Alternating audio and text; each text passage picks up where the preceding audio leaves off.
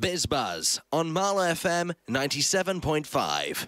That was Tin Lizzy with The Boys Are Back in Town, and you just joined us. So welcome to the Biz Buzz programme. It's me, Dermot Fitzpatrick, with you for the next 90 minutes, together with my co-hosts Malcolm Parr and Wisdom Costa, and we're delighted to be joining us in the studio this afternoon is Christina Giridi, who's welcome, Christina.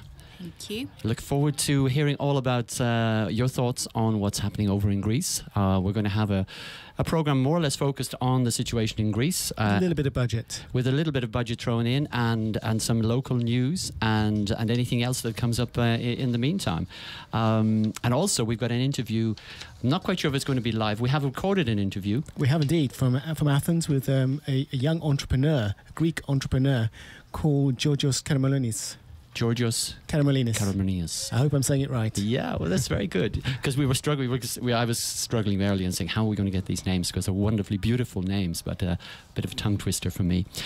So what's been happening while I was away? I was away 2 weeks ago. And you don't mind me just changing. Thank you so much for playing that Thin Lizzy, The Boys Are Back in Town. That was really to welcome you back, Dermot, after having been on this Intrepid Mankind adventure project. Yeah. Can you tell us more about it? Well, I will tell you that it's a great adventure. It happens 5 times a year. And it's staffed, would you believe, by 50 men who've been on it before themselves, and they pay money to be be a staff member, and also they pay for their flights to go over to Ireland. And there's another 40 men come for the initiation for the weekend. Okay. So what happens? Well, I can't tell you exactly what happens, but it's transformational. Okay. There are men who are at particular times points in their life where they feel perhaps some things are not working for them. Yeah. It could be in personal life, it could be in business, it could be in a relationship, and they want to do something about it. It's a time for them to do something about it. So they come for this weekend, and they have a transformational experience. And it sounds like a very collaborative process. It is a very collaborative process. It's a unique experience that it's not something that you could be sold into. You have to be at a particular place in your life where you feel that that's something that you really want to do. You know, sometimes where you've been around in a circle where things are happening and you realize, actually, this has happened to me before, and it's now time I did something about it, and I want to address this. So it's taking a step off the merry-go-round and spending a weekend exploring it. It's a bit like the expression that some of the agencies, the high-end agencies, used to say, is to identify individuals as quality of life merchants. Quality of life merchants. So people who are now they're fed up with the merry-go-round, and they're looking to bring some quality back into their lives. Yeah, and it can also be that they are successful, but in achieving that success, they have lost the things that are of value to them. It could be family, it could be health, it could be anything. It's just they suddenly realize that whatever it is that they thought they were out there to do isn't working. Sure. And they're just taking a stop and saying it. And that can be people in business as well, and saying, is there another way of doing this? And I guess it brings us also to this conversation about what's happening in Greece, because that is a condition of our thinking. Our thinking about money, our thinking about what's of value to us in life. And many of us have been in that place where we've done things that we thought we needed to do, worked the things that we thought we needed to work at, borrowed money for things that we thought we needed, only to find out that they didn't necessarily do what they said on the tin. And so I'm looking forward to having this conversation, and also hearing what Christina's got to say about that when she joins in the conversation in a few minutes. And Malcolm, what's been happening in your world this last couple of weeks? You've been out sailing again? Yeah, I went sailing at dawn this morning with some handicapped young people, and we tried some turning the boat over type techniques, and man overboard, which is my hat, so we had to go back and get my hat before it sank, all this sort of thing. How many hats have you lost? Well, quite a few, actually. Good, I'm delighted. Thank you very much. There's always downwind, unfortunately. Yes, I'll let Malcolm's hat go now. Yeah, I was over at the loch yesterday, and I saw there was a whole group of young people came through on canoes, or kayaks or canoes, through the loch, and then they were going. To my amazement, they brought them down into the weir. So obviously that's part of their training, and I thought, wow, what an amazing experience to and wonderful supervision, lots of adult supervision. But the courage of getting it to the edge of the weir in a canoe and then being tipped down into the centre of it. It's a bit like today's programme, isn't it? Pardon? It's a bit like today's programme. It's very much like today's very programme. brave one. Yeah. But it's also courage for if you're disabled, mentally or physically, and you're going out for the first time in control of your life, maybe forever, and you have to manage and cope and think it through, and that is the great challenge that I really enjoy.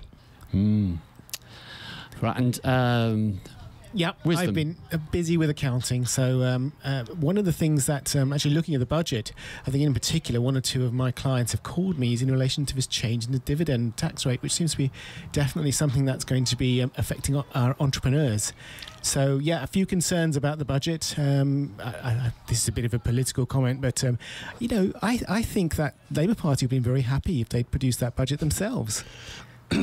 So? They found it difficult to comment. The comments are beginning to come through from their temporary leader. We agree. Yeah. Hey, who's ever heard of a Conservative tax increasing Parliament? But then, but the think tanks are coming out this afternoon, actually, with the statement that, is it 13, can't be 13 million families, but a lot of million families would be £240 worse off. But luckily, I don't have 2.4 children.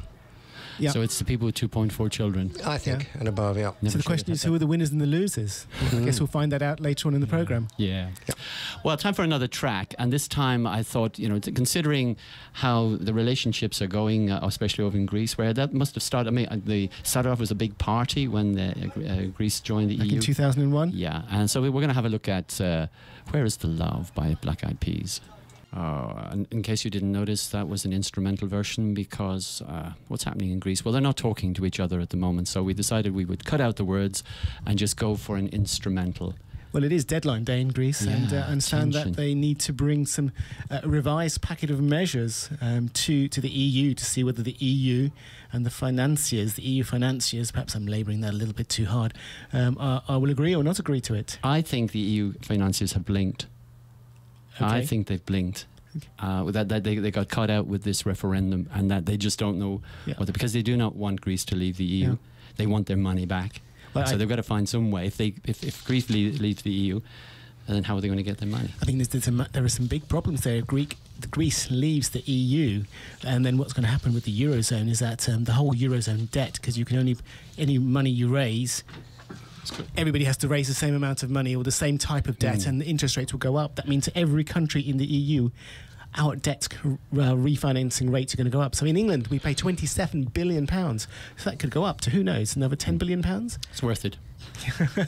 When George Osborne is struggling to find £12 billion to save the NHS, it's worth it. Just slap on another, just double that difficulty. Why are we talking about things we think we know when Christina is here in the studio, who knows exactly what the situation is? Christina, welcome again. Hello, thanks for having me today. Yeah, we're delighted to have you here. So, tell us, how did this come about? How did Greece get itself into the situation that it's in right now?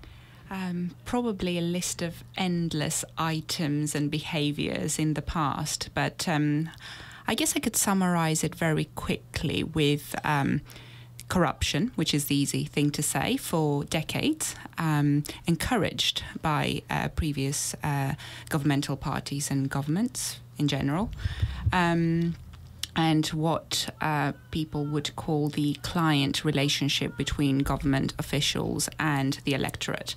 However, this is not just that. It's really getting comfortable with familiarity, if you like, of how we operated the system and failing to really adapt to progressive measures that the EU itself has taken.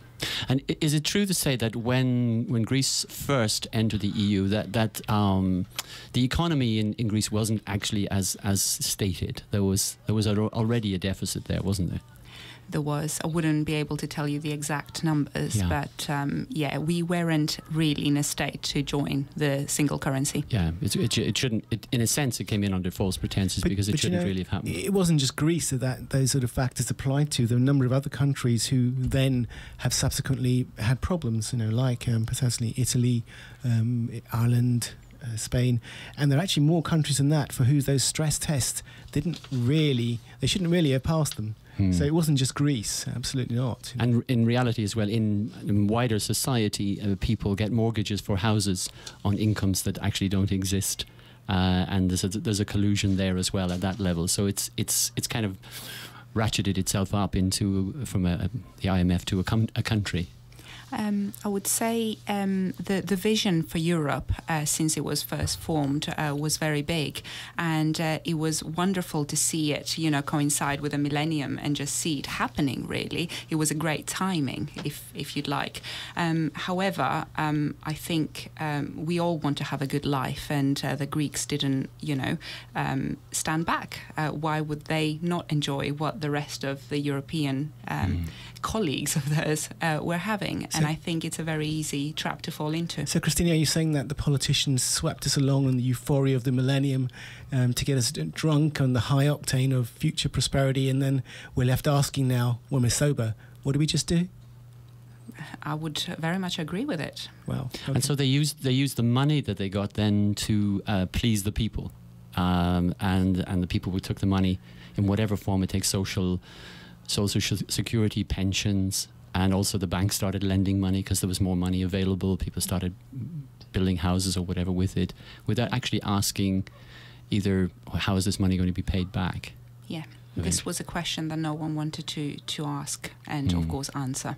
Yeah, and so the debt then got so high that it couldn't be repaid. I mean, how many years is it? There's something like 100 and something years if this debt ever gets paid back. Yeah, by the current. Yeah, it's quite a big number. It's a huge number, yeah. We haven't actually introduced Christina.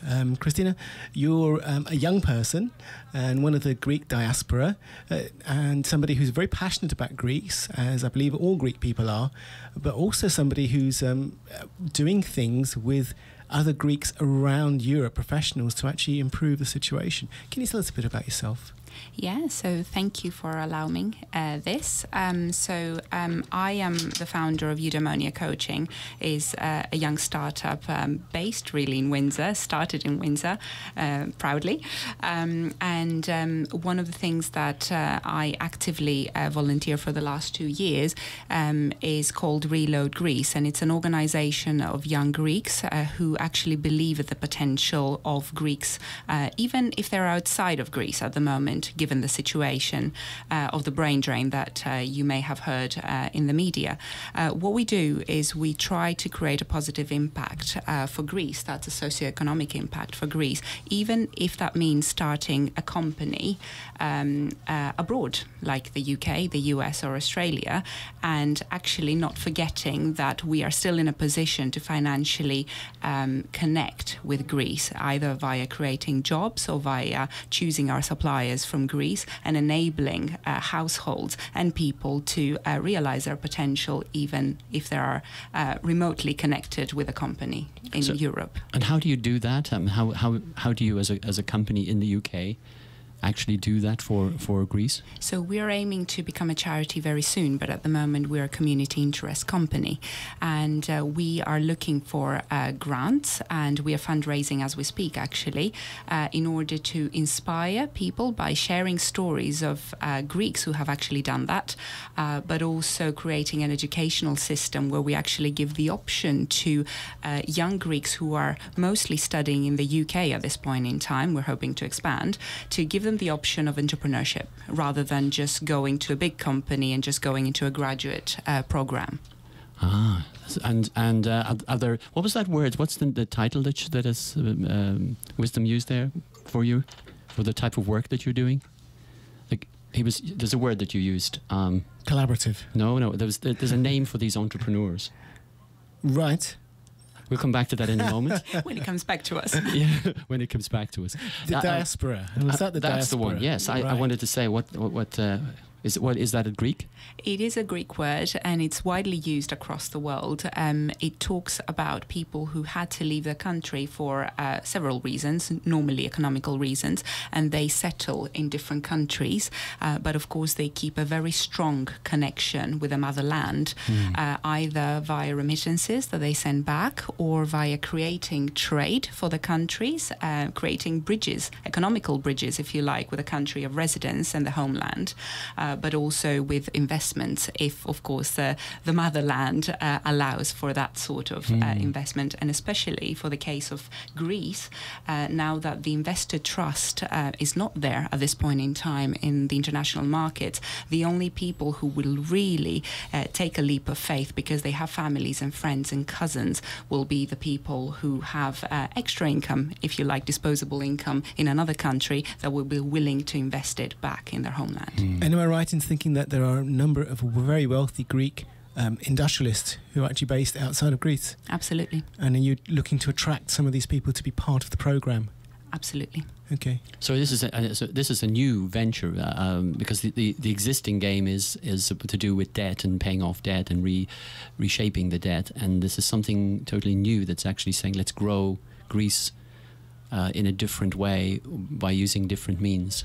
That is the vision. We do believe in private capital, if you like, if I can call it like that, but private financial buying power in this case. Of course, every little effort in this case can be accumulated into something much bigger.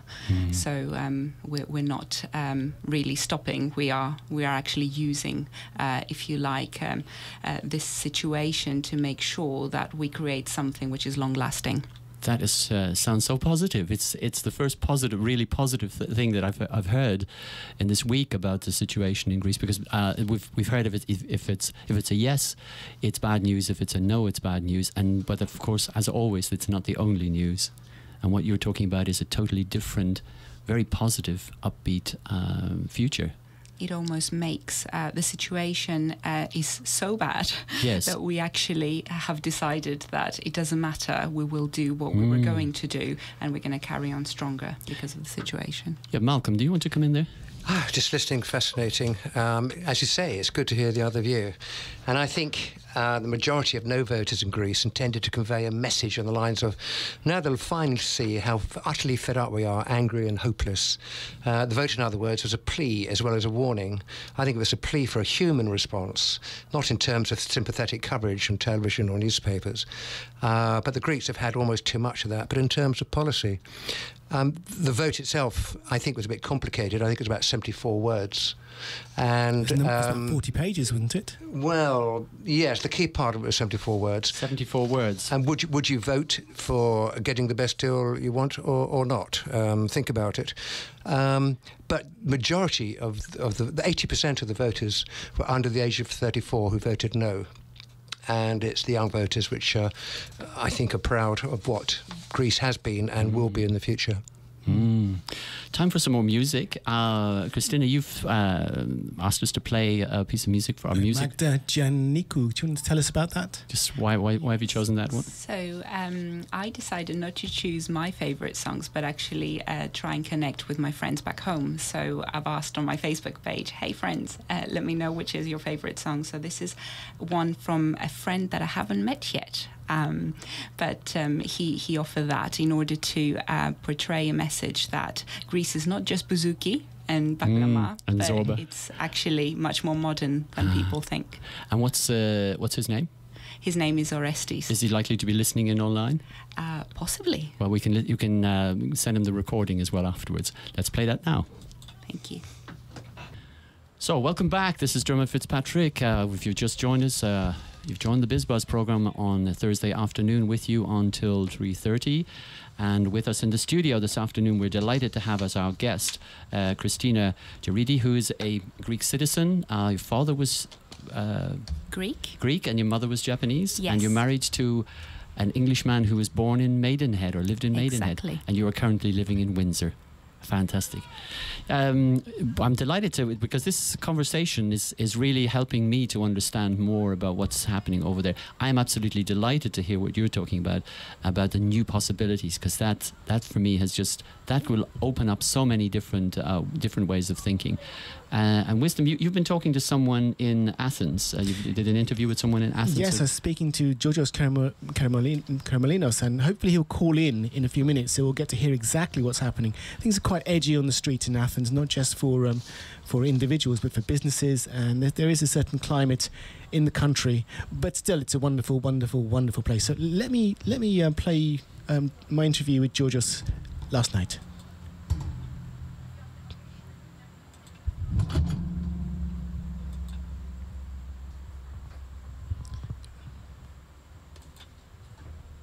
Well, a little bit of technical difficulty in running that through, but let's okay. This we're going to play another track because, in actual fact, Georgios has just is phoning in from Athens. We're going to play a track, and we'll take that call and patch him in on the phone. Just let's listen to this now.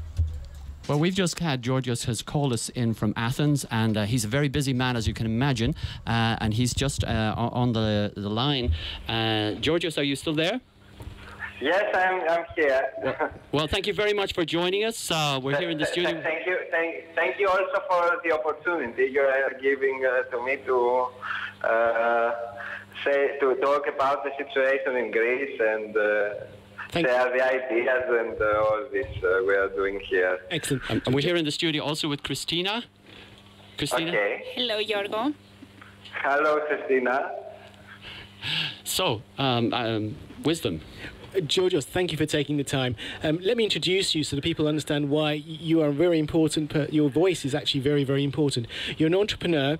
You're the founder of Crowd Policy, which is an organisation in Greece. But you've also spent time actually doing work for the Greek government, for Papandreou, the previous Prime Minister, and hopefully again for Alexis Tsipras. So tell me more about the work you've been doing with the Greek government. I believe clarity is... Yes. Okay, I have worked for the Greek government as a technology consultant. It was 3 years ago. To be more precise, I have worked with Papandreou's government and Papadimos government, helping the Prime Minister's office and the general public sector to establish participation and transparency processes in Greece. So what we were doing this period was to implement information systems and design policies as any government unit in order to give the ability to the citizens to participate and submit comments and ideas to the draft legislation. And the other most important project we were running then, and the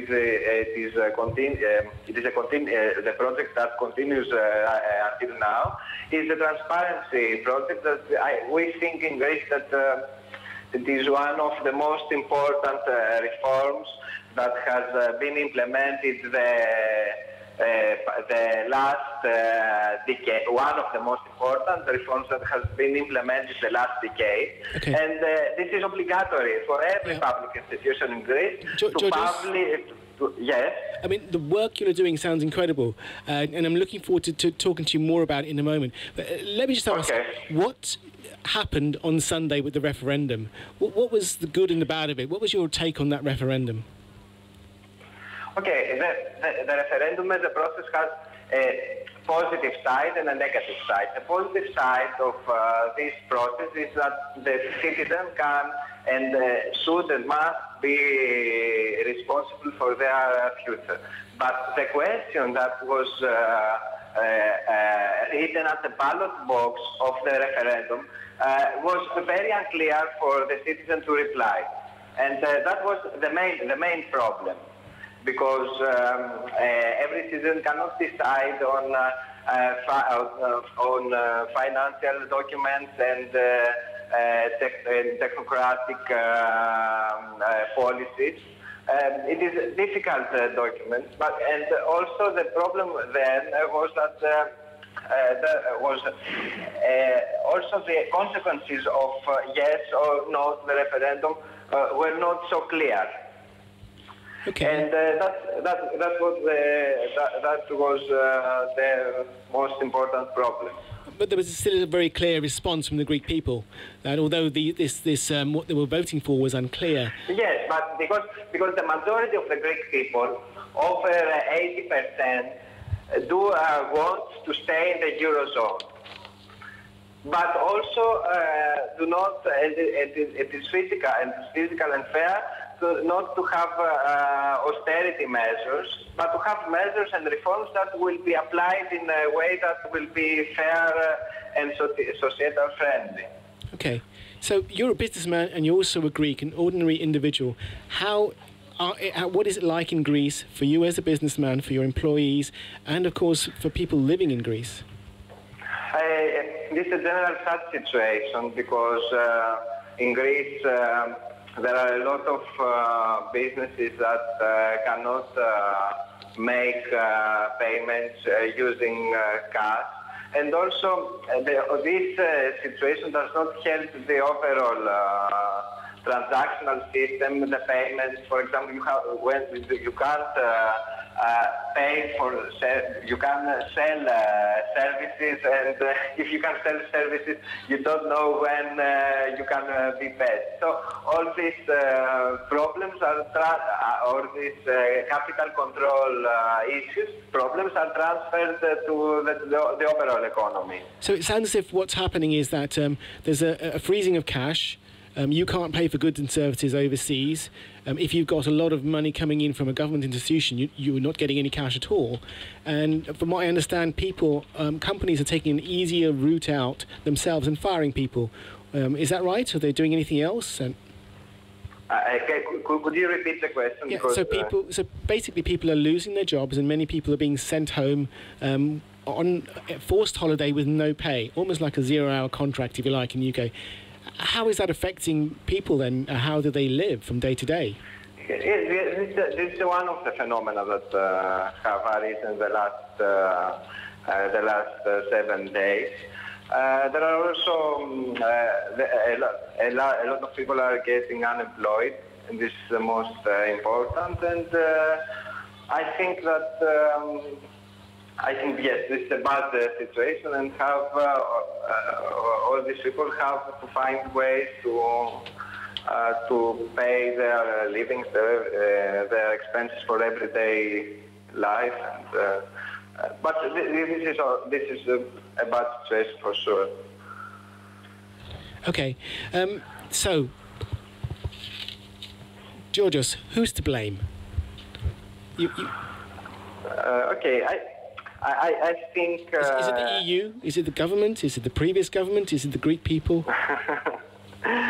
Okay, this is a complicated problem because Greece had, but I think that still has a lot of chances to utilize and use European funding and Greek competitive advantages such as tourism or other kind of entrepreneurship in a way that will be beneficiary to the general public and the economy. And I think this is the most important. This is a management. This was a management problem at every level for the last 20 or 30 years. There was also some phenomena of corruption, but corruption at the high quality scheme does not create the public financial the big financial problem, fiscal problem, but create an attitude that passes to society. The society says, okay, I won't pay taxes when the politicians are and a small amount of politicians are corrupt, could be corrupted. But yes, this is a problem that every society have and every decision system have. But in Greece, okay, it seems that became bigger. Okay, so Georgios, what you're saying is that when we were talking yesterday, that it was a previous generation of politicians who weren't necessarily taking money out of a till, but were certainly overinflating wages to buy votes, and that then formed part of a malaise, which meant that the Greek people as a whole said, well, you know, if everybody's got their hands in the till, if everybody's doing things for themselves, we'll do it as well. Is that what you're saying? Yes. I think the younger politicians trying to be more accountable, more interactive, are engaged with digital platforms. They inform their voters and the general society about what they are doing. And this is a paradigm shift in the way that the voters, the people, the citizens can communicate with the decision-making process and the system and the political system. So this is a hope for Greece, that we have a lot of young politicians from, I think, from most of the parties in the parliament that have ideas and visions on how to be more engaged with the citizens in a way that will create value for the society. Georgios, that's a really positive note to end on, that you have a new breed of politicians who care about the country, we're doing things differently. You have people like Christina Gravidi and the Reload project who are also looking at things collaboratively, and again, young people who will lead, I believe, hope the country out of the place they're in. Yes. So Georgios, thank you for taking time to call us, and thank you. We wish you and all the Greek people well, and of course we will be telling people that you must visit Greece, because it's still a wonderful country of hospitality, sea, sun, and great food, and of course wonderful people. And the great news for everyone interested in Greece is that the hospitality, the sun, the innovation, the creativity is not in a crisis, and if we will try more and submit sustainable proposals to our European partners, I think we will find an equilibrium to continue the reforms and all these actions that will create financial and societal stability. Great. Georgios, thank you very much. Have a great day. Thank you. Thank you also. Bye. Bye-bye. Bye-bye. And that was for all the people of Greece who want to break free of the circumstances that they've got in, and by giving the no vote, have set a course for I think a new future, a difficult future, Christina. Very much so. Yeah, because a debt is a debt. I mean, it still has to be paid. It still has to be. And we've got our responsibilities. And you've got responsibility. And I think I was watching a panorama video, and there was a young Greek man, father of a couple of kids, and he was saying what he wanted to do. He's been out of work for 4 years, and what he wanted was to have. He wanted to be able to get back to work so that he could earn a living, pay his tax. Buy goods in the shops and boost the economy again. That's what he wanted. I mean, that's really, there's one thing, austerity, but at some point in time, there has to be new businesses and new opportunities opening up, and I think that's what you've been talking about. Exactly. I think we cannot really ignore the fact that change has come. And the no vote basically means that we'll have to change our attitudes towards several, ways that we've been behaving in the past, either against our own government, against, banks, if you like, in this case, Central European institutions. And I also believe that this is probably one of the positive things that has come out from the whole situation. So, Christina, how can us British people help? Come to Greece. Come to Greece, absolutely. Do you have any tickets? Not only that, I wish I did. Maybe Aegean or Olympic Airways can step in, or EasyJet to sponsor. But what I wanted to really say is that from a personal point of view, I have noticed that sometimes when I don't understand the other side, it's very easy for me to pigeonhole people and put a lot of tugs into and creating a bigger distance between normal, ordinary people. If you disagree with someone, then or if you don't know a lot about someone's situation, just ask them. They will be able to give you an insight to what's happening. So if you do have any Greeks in your life and you're not decided about whether a yes or a no or what's coming in the future, just ask them. They will be able to enlighten you, probably over a drink. But not too much. Not too much. So as a travel tip, I think people are saying at the moment, go to Greece, as Georges was saying, the hospitality hasn't changed, the food hasn't changed, the climate hasn't changed. It's still a wonderful place to go. But take cash, lots of euros with you. You can use credit cards, but generally speaking, people, or most of the shops where you go and eat and drink and buy your trinkets or your little gifts, they take euros. So take that with you. But perhaps if they're going in with lots and lots and lots of euros, then perhaps they should be, when they get to the hotel, keeping it in the safe and taking out only what they need for each day. Mm-hmm. I just had a thought there, but I'd almost like to change that, because my sense is in order for this to be completely transparent, then people need to pay and shops need to pay their taxes. And my sense is that when people using cash over the counter, that cash doesn't necessarily always find its way, the percentage of that doesn't find its way to the taxman, and therefore that starts the whole thing all over again. So somewhere along the line there needs to be a let's all put our cards on the table. That's certainly something that Georges was talking to me about last night. He's saying by and large the culture is that it's mainly cash for some of these smaller places, but they are trying increasingly to get the infrastructure right, the electronic infrastructure, so that they can take payments even if you just want a quick coffee. Plus, always ask for your receipt. It's by you, basically, as a consumer, by the law, are entitled to a receipt if you have made a transaction with a small shop. Yeah. So do ask for your receipt. Because we're colluding with that in a way. You don't have to pay if they don't give you a receipt. Really? Okay. You don't have to pay. That's an interesting angle. Yeah.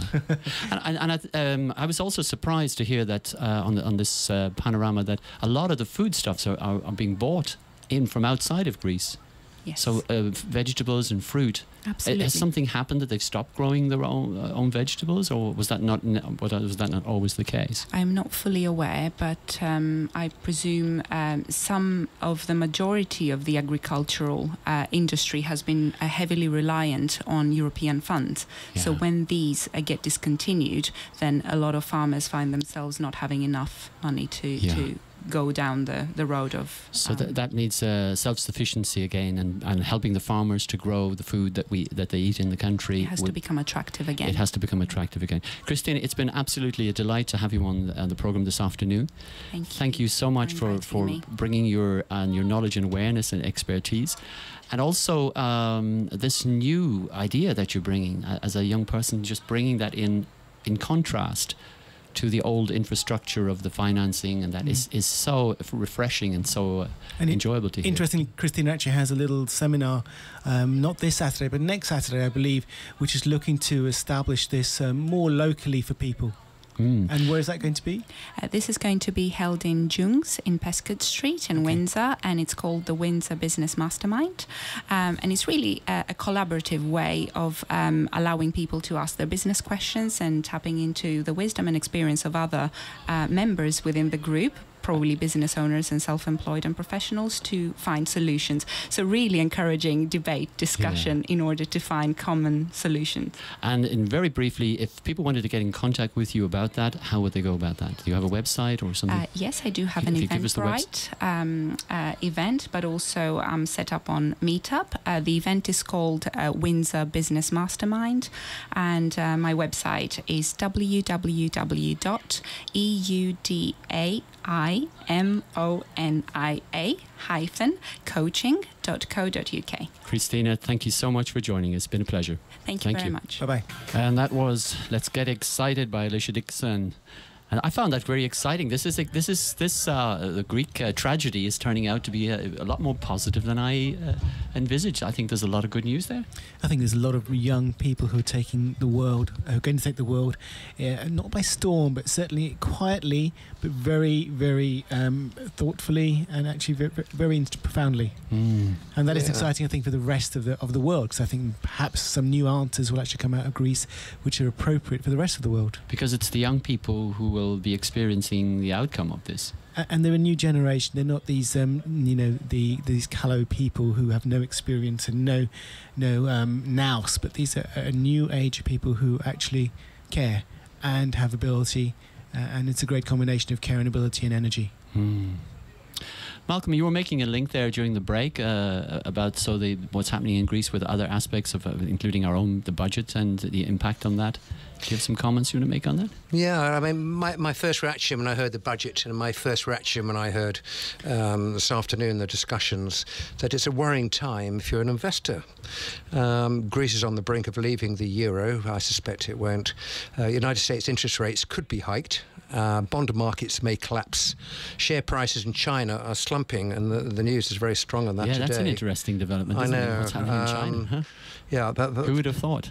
Yes, who would have thought? But it's not quite so critical. And the FTSE 100 slipped by almost another 2% the day before yesterday. So people are panicking. But, however, as they said in my school reports, experts would tell you that if Greece leaves the euro, and I don't think it will not affect the UK because our stock market is only about 2% exposure to it.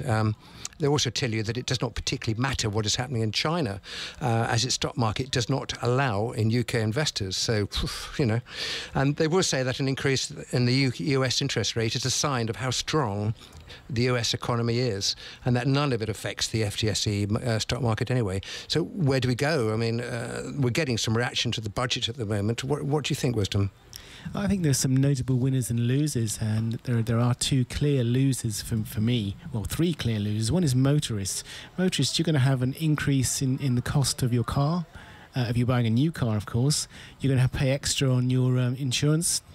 And the other losers are going to be students who are going to, I think it's going to discourage many people from going to university who will lose that maintenance grant.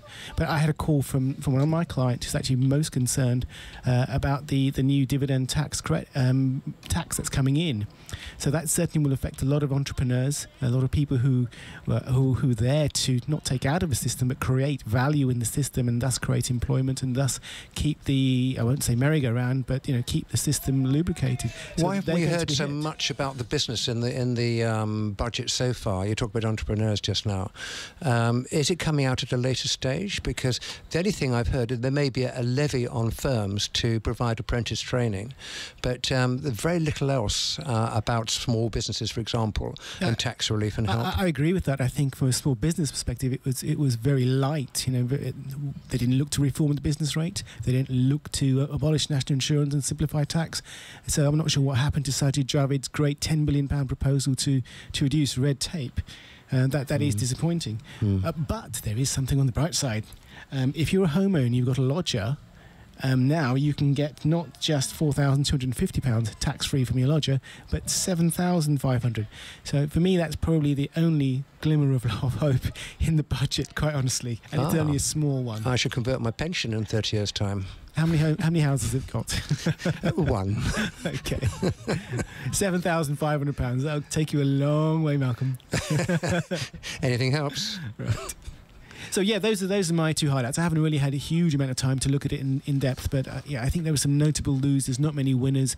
Corporation tax, though, is going to be dropped, the top-rated corporation tax, by 2%. But who's the winner there? Well, it's only the companies who've got profits of more than £1.5 million. So you could save a Starbucks and people like that, but they probably don't pay tax anyway, do they?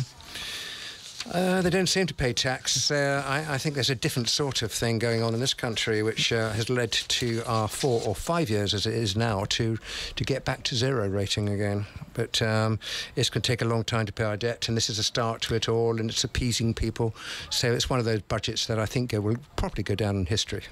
And it is actually, as a salutary caution note, is actually George Osborne isn't reducing the budget, the deficit at all. He's increasing the borrowing, and so what? Well, there is a big so what if we have problems in Greece, because if we have more problems in Greece, then the cost of borrowing for the UK goes up. And I don't mean you and I mean the government.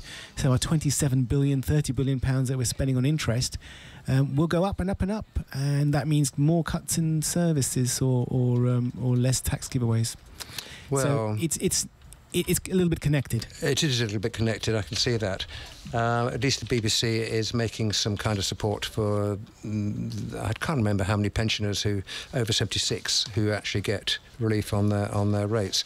But, you know, actually, having said that, I would love to see the BBC continue as it is. Having worked for them, I know the true spirit in there, and I know some of the productions are world famous, and it's not just for spending overseas and selling what you're them. talking about is that people over 75 won't have to pay for their BBC licence As now, but that deficit, which is worth billions, will be paid for by the BBC. So how they're going to afford, how the BBC will afford to keep up the quality of its programmes now, one thing is questionable. I mean, the idea that people are using iPlayer, which are watching programmes which the BBC has made and paid for, and they're watching iPlayer free. But you know that they're restricting that. The BBC iPlayers recently, their website has says you can't look at this website now.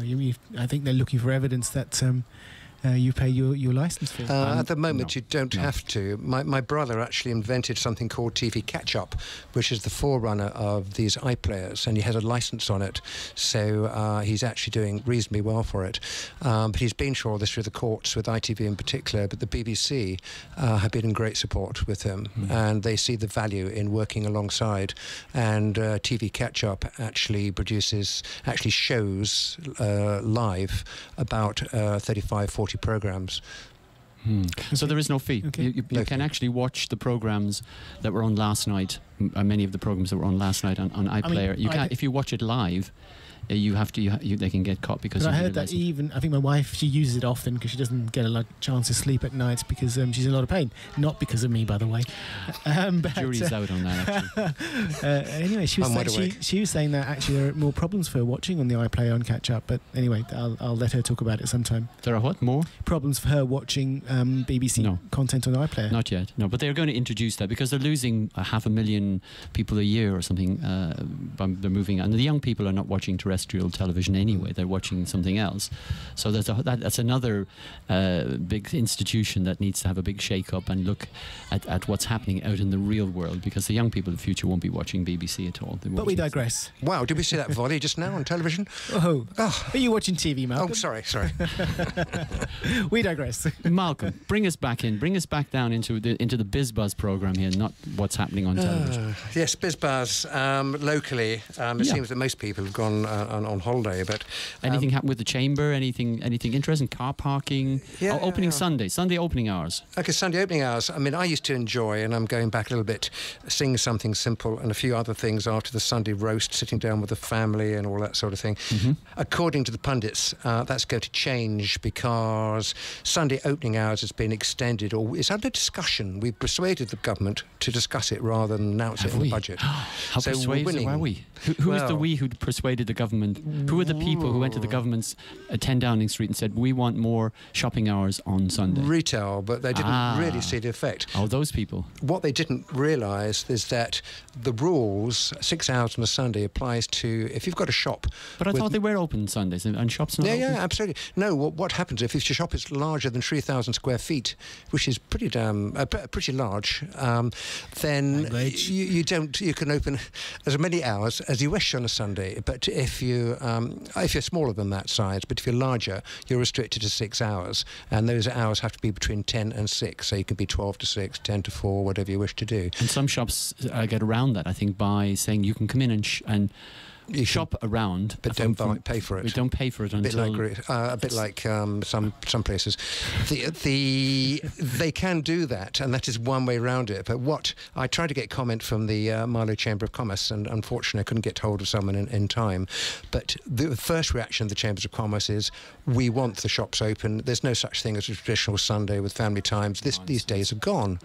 I would argue that one. Absolutely. But what they don't realise is that the smaller shops, you go up Marlow High Street on a Sunday afternoon, the smaller shops, all the shops, are open because they don't come within that restriction of size. So if the larger stores, and I'm thinking of High Wycombe, Slough, all the areas around here, are allowed to open all day Sunday, what are people going to do? They're probably going to pop down and do their family shopping in some of the larger stores where they may consider there's more variety. I personally think Marlow shops are absolutely fantastic because they have such a good variety and good quality stuff. But anyway, so I'm not sure it's a good thing even for our type of retail. Will Farrell and Happy. That's a wonderful, happy song to be coming towards the end of our programme with, and it's one that we always seem to raises the spirit in the studio here. Malcolm, you were talking about awards. There's some local awards that we need to be aware of? Yes, the nominations are just closing, I believe, for the Business and the Community Awards. This particular award recognises and celebrates local heroes, people who give their time to benefit our district and its residents. And there seems to be a lot of that in Marlow. So. Who's sponsoring that? It's part of the Community Champions Awards. It's the biennial awards by the Wickham Partnership. And, for example, last year it was won by, 2 years ago, sorry, because it's biennial, 2 years ago it was won by Rebellion Brewery, sort of fitting into the community and all the work they do locally. And, for example, the money they raised about £100,000, I think, to the scanner repeal at Wickham. I remember that, yes. They've done an awful lot there. So it's people, organisations and so on. We've got some great companies like Rebellion and some great...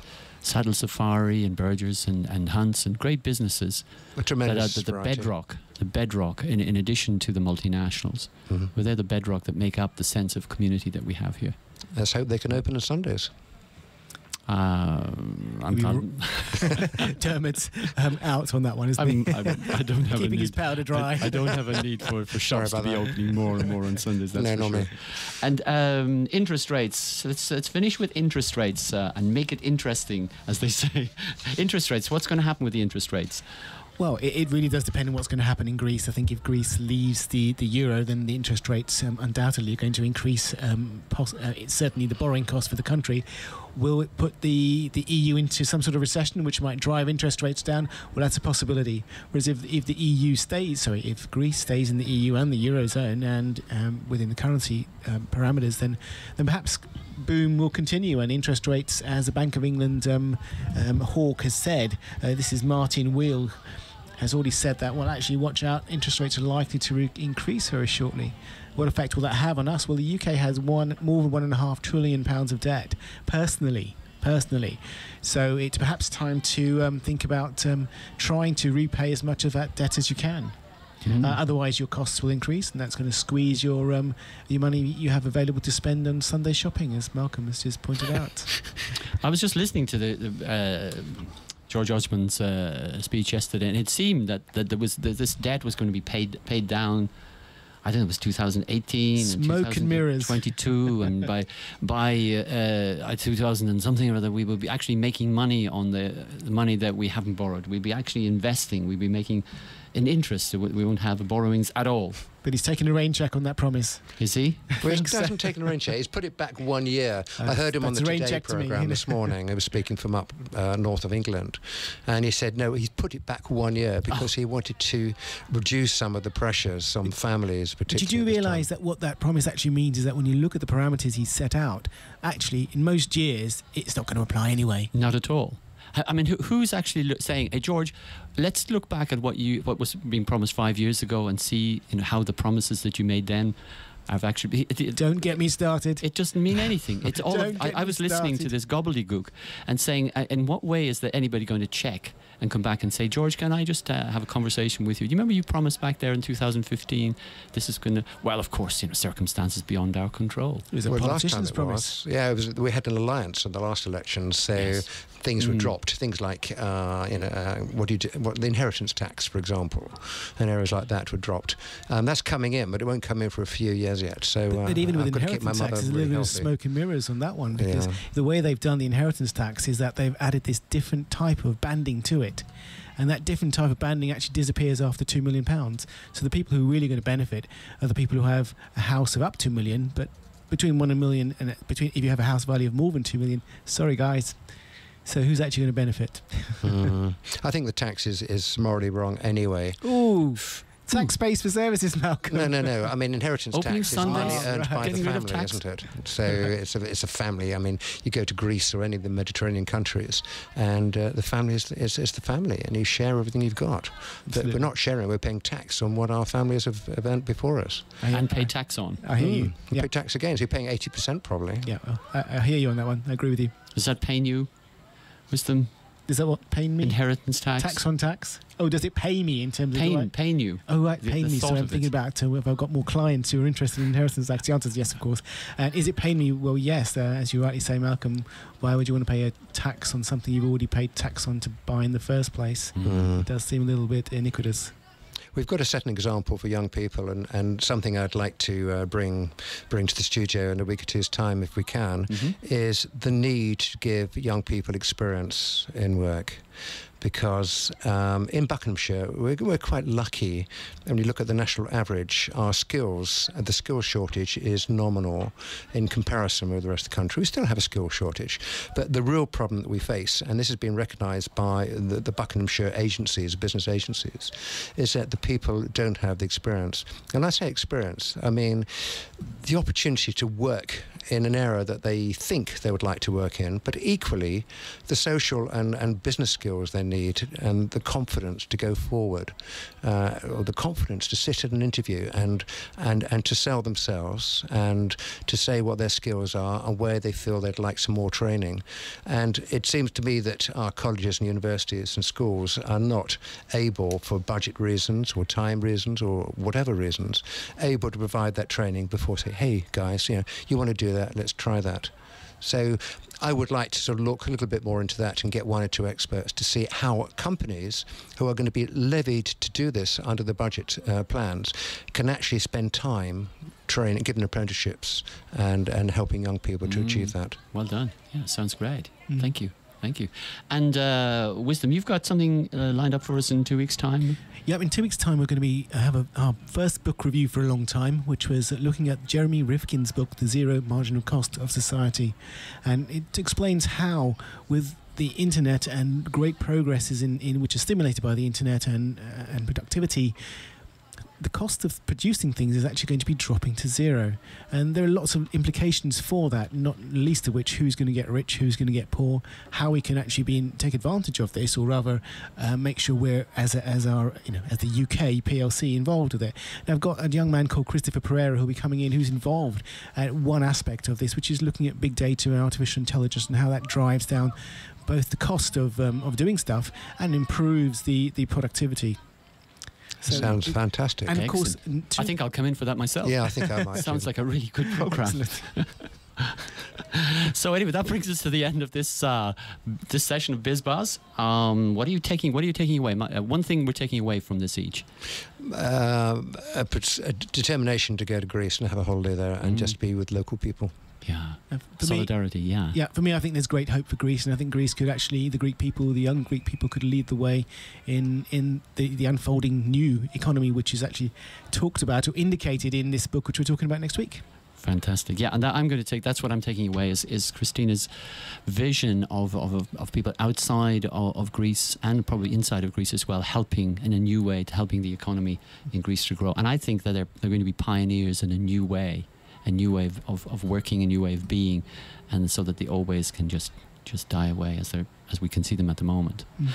So listeners, thank you very much for joining us. It's been great fun. I hope you've enjoyed the program, and look forward to being back with you again in 2 weeks' time. And we leave you with a Freedom from Wham.